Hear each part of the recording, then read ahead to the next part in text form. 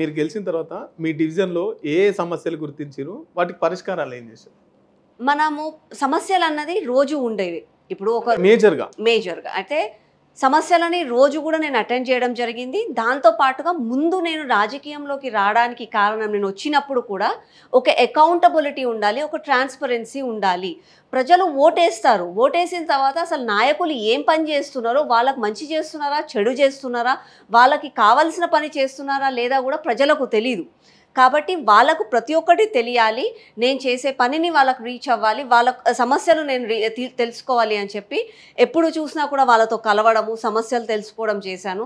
అన్నిటికంటే ఎక్కువగా నా డివిజన్లో సరే రోడ్లు అవన్నీ అంటే కామన్ డెవలప్మెంట్ వర్క్స్ జరుగుతూనే ఉంటాయి. అన్నిటికంటే ఎక్కువగా మా డివిజన్లో ఒక జూనియర్ కాలేజ్ ఉంటుంది, గవర్నమెంట్ జూనియర్ కాలేజ్.